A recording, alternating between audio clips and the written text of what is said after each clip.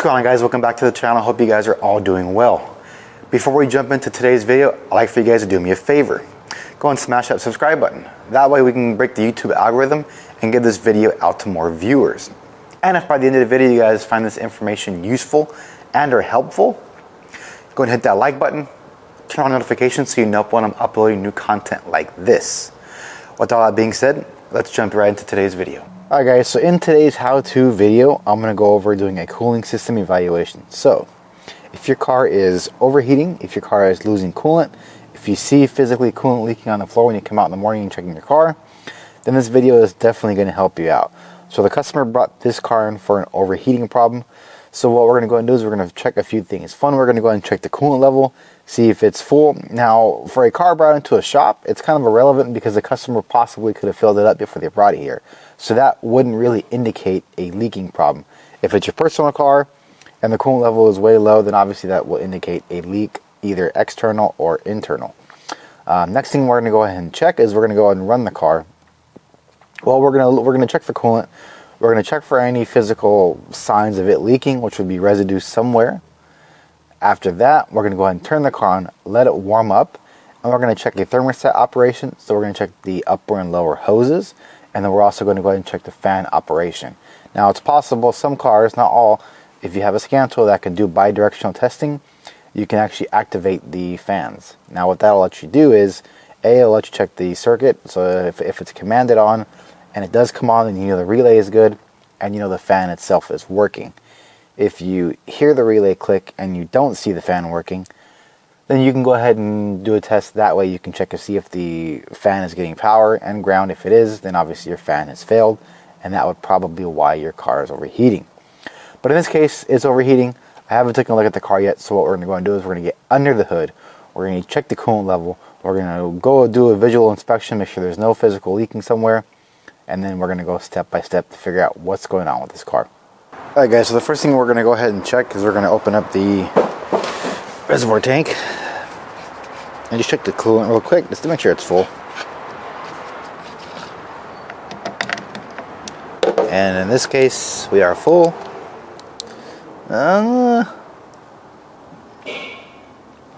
Can't tell if it's a sparkle from stop leak or not. I hope not. But okay, coolant level is okay. Actually, we're going to leave that open for now. We're going to go ahead and do a visual inspection. Do see a little bit of coolant right here. A little bit right there. And I see some right there. And what I'm going to go ahead and do is, since you guys can't see it, I'm going to get my secondary camera. And then I'm actually going to get in there and show you what I see. Alright guys, so I got the small camera up here. And let's see if I can catch this on camera. You see a little bit of blue discoloring right there. And you see some underneath that hose right here that's right in front. See some all right there on the air box. On the belt right there on the pulley. It's just kind of showing it out. It's shooting it out like it's hitting the belt and just flinging it all around. There's some down there by the belt. So more than likely it could be is this hose right here might be leaking. But what I'm going to go ahead and do, I'm going to go ahead and pressure test it. So let's get the pressure testing thing out. So that would be your next step, is if you do see coolant leaking, and I will link this pressure tester in the description. It's fairly cheap, but there are smaller kits. You don't have to get this particular kit. But what we're going to go ahead and do is we're going to go ahead and pressure test it, and I'm going to get everything set up, and then we'll pressure test it and see where it's leaking from. Alright guys, so I got the adapter in place. So we're going to go ahead and pump this up to, let's see what the, doesn't say. So we're just going to go to 15 PSI and see what happens. And see if we can figure out where this thing's leaking from exactly. Go a little bit past. And I don't see anything.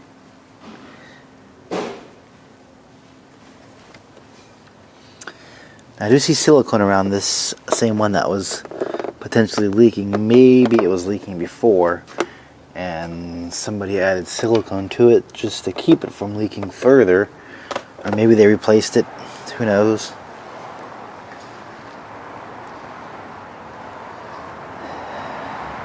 But yeah, these are the steps you want to go ahead and do.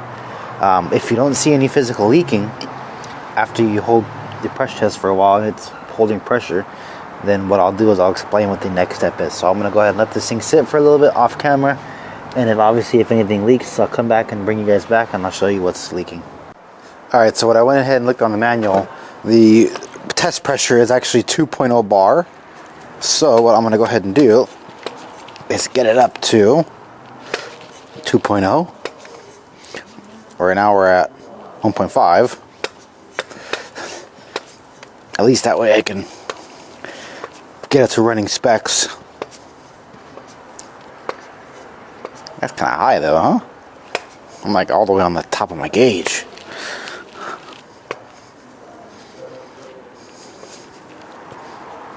But if that's what it says. Okay, we're sitting at a little bit, well, at 2.0 bar. And I still don't see anything right away. So again, I'm gonna go ahead and let this thing sit at its whatever spec it's supposed to be, which is this is at 2.0 bar. Your car is gonna be a little bit different. You might want to look at the cap or Google it, just to figure out what your test spec is supposed to be. And then we just wait. Alright guys, so I don't see anything up top. I do see the pressure is going down. So what I'm gonna go ahead and do first is just take a peek one more time. I didn't see anything, but take a peek one more time. And then we're gonna go and lift it up, pull the plastic undercover off, and take a peek underneath the car and see what's possibly leaking under the car. So let me go ahead and lift this car up, take the undercover off, and then let's see what we got. Alright guys, so I got it lifted up. I got the plastic cover taken off from the bottom. I went ahead and cleaned everything off. I degreased most of where I had seen the original coolant at. I kind of wiped everything down. And right now I have it pressurized again. And I don't really see anything that sticks out to me that is leaking. You know, there's no drips coming on my face. Good thing to do, let me get this rag real quick, is when you're looking for a leak, you want to go ahead and clean the floor as well. That way you can see if there's any fresh drips. So when you take off the undercover, obviously you're going to get some drips to come off the undercover because the undercover is going to carry everything. And then what you want to go ahead and do is you want to just clean up the floor. That way anything fresh will show up right away. So again, I'm not seeing anything. I don't see anything up top from that hose that is still leaking that seemed to be like it was repaired, at least with silicone. Not the best repair, but you know, something was done. I look at the hose clamps. Everything seems to be okay. Water pump down here, there's an electric water pump. There's the thermostat housing right here. That seems to be okay for now. So what I'm going to go ahead and do is I'm going to bring the car back down. I'm going to turn it on. I'm going to let it warm up. I'm going to hook up the scan tool, and I'm going to monitor the temperature, and I'm also going to monitor the fans as well. So that would be your next step, is if you don't see anything actually leaking, then your next step is to go ahead and replicate the problem. So in this case, you want to go ahead and turn it on, let it warm up, and then let it run hot. You know, in this case, I don't have a temperature gauge to monitor, so I'm going to have to monitor the temperature on the scan tool. And once it starts to go past what I would consider overheating, then we'll check the upper and lower hoses, and we'll also check the fan operation as well. So upper and lower hoses, we're checking thermostat operation, and then we're also going to check the fan. And in this case, we have an electric water pump, so we're also going to check to see if the water pump is cycling. Alright guys, so I got the engine running, got the scan tool hooked up. The few PIDs that I'm going to be looking at right now are going to be the engine coolant temperature, the engine oil temperature, and the coolant temperature at the radiator outlet. That will at least give me the best option of figuring out, you know, thermostat's open, is the engine overheating, is it potentially a possible faulty coolant temperature sensor. So I'm going to monitor the engine oil temperature, the coolant temperature sensor. They should be pretty close to one another once the car warms up, and then also the radiator outlet. And I'm also keeping the engine pressure or the coolant pressure tester on. I want to see how high this goes. If obviously it goes past 2.0 bar, which would be, what is that, around 29 psi, then obviously there's external pressure getting inside the cooling system, and then we're going to have to figure out where that's coming from. Or it's getting really, really hot and causing pressure. So I'm going to go ahead and let it run for a little bit. I'm going to allow it to reach normal operating temperature, and then I'm obviously going to check, monitor it. I'm going to see if there's any spikes in the temperature. If it does, I'll bring you guys back. I'll show you what I see on the scan tool, and then we'll go from there. So like I said, if you're doing this at home, you should have already opened up the reservoir tank, checked for coolant. You should have looked for any signs of leaking. In this case, we did see it, but when we pressure tested it, there was no physical leaking, so that could have been previous. You're going to want to go ahead and clean everything up as you're pressure testing it to see if you see any new leaks come out. Obviously, if you do, you're going to want to go ahead and repair it. And then next step is going to go ahead and let it run and see if it actually overheats or not. So that's what we're going to do right now. All right, guys, so I've been letting it run for a little bit, and I do see some new dripping on the floor. And I'm going to show you what I see. What I'm going to go ahead and do is I'm going to bring up my second camera. So as I bring up the second camera, I don't know if I can get it in there, but right there on that hose up there on top, I see it dripping, and what it's doing is it's getting onto that hose right there. You see the blue coolant? And you can also see it right there. Let's see if I can get a camera shot of it. So you see that trail coming down? That's coolant leaking right there. So I'm going to keep letting it run. Turn this camera off real quick. So I'm going to keep letting it run, and I'm going to probably just make sure the water pump is working, make sure the thermostat is opening, but obviously the coolant is low because it's leaking right there, and it's leaking right at the reservoir. So what's going to end up happening is it's going to drain the reservoir, and as the coolant cycles back to the reservoir, it's going to keep leaking out, and eventually you're going to run low and you're going to overheat. So in the case of this car, I'm going to end up having to replace that supply hose. That's the supply hose that goes from the reservoir to the, what is that, thermostat housing, I want to say. Let me double check. That one goes to, goes to the thermostat housing. So that's the supply. So that one is leaking, but I'm going to go ahead and confirm everything else is fine, and then report back once I figure out what's going on, and then we'll walk over the steps again. And then I'll probably go ahead and show you how to test the fan, but obviously that's going to differ from car to car. Mine has a scan tool option to run the fan. That will, like I said earlier in the video, that will allow you to see if the relay is working, and if the circuit is working, and if the fan motor itself is working. So I'm going to go ahead and keep letting it run. I'm going to double check the water pump. I have an electric water pump on this car, so that I can actually activate the water pump also. Right now it's sitting at 39 RPM, so it's running low.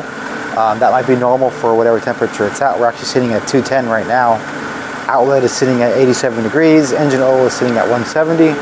I know the fans come on at about 220, so I'm going to keep letting it run. I'm going to hopefully let it hit 220 where the fans come on by itself. So I'm going to go and drop the car down, keep letting it run, and then I'll show you what else I have. All right, cool. So the car warmed up, thermostat opened, so temperatures seem to be spot on. The electric water pump has shot up to 194 RPMs. So obviously the electric water pump is working. And let me go ahead and show you real quick. Let's get the flashlight out. Let's get my secondary camera. Okay, so the fan right there, as you can see, is starting to come on. It is spinning. It's kind of hard to see on camera, but it is spinning. There is my 194 RPMs.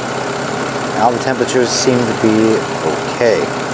So it took a little while for the electric water pump to kick on. It kicked on at about, I think 215 degrees is when the electric water pump kicked in and started working. And then the fans, low speed for the fans come on at about 210. High speed is going to come on at about 220. So as far as the system goes, everything seems to be okay. Overheating is more than likely going to be due to loss of coolant. In this case, the customer topped the coolant off, and that is why I didn't see anything as far as low coolant. But yeah, so this is going to be a loss of coolant overheating. Everything else seems to be okay. You verified the water pump is working, you verified the fans are working. Now when you have a mechanical water pump, it's a little bit different to verify that one. What you want to go ahead and do is you want to go and turn the car off if you've been letting it warm up, allow it to cool off, take the cap off, and on the return line, which is like a bleeder line or any kind of return hose that goes to it, you should see some sort of flow coming through. That will at least let you know that the water pump is working. Another good indicator is if you turn the heater on and the heater is warm, then that's a good indication that the water pump is cycling. Now, keep in mind, some newer cars are going to have a secondary water pump for the heater, and not all, but some are, so that might not work. Best thing to do is open the cap, allow the car to to turn on, let it run, and then see if you have any cycling through the reservoir itself. Or if you have a radiator cap right here, or here, you should see some sort of flow coming through that water pump. Or through the radiator. That will let you know the water pump is working. Thermostat, as far as that being open, you should fill both the upper and lower hose if you can gain access to them. If you can't, you can use a non-contact thermometer. They should be within a few degrees of each other with the thermostat open. If the car has been running for 10-20 minutes and it's fully warmed up on the gauge, and you grab one hose and it's hot, you grab the other hose and it's ice cold, that is a good indicator that the thermostat is stuck closed, and that's probably why you're going to be overheating. On this particular car, I do have an electric water pump and I do have an electric fan, so I can actually activate both of those and see if they're both working.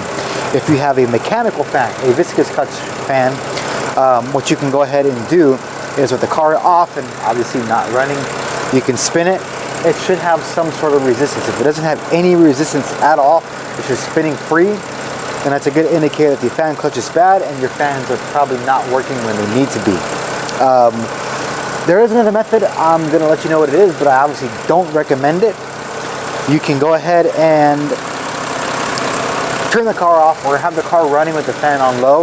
You can grab a piece of newspaper and you should not really be able to stop the fan, but in the case if you can, then obviously the fan clutch is bad. I'm not going to recommend it, but that is another option. Alright guys, so that's it. So when you're getting a car that's overheating, leaking, or both, what you're going to want to do is if you've driven the car, you're going to want to take it back home if it's a personal car.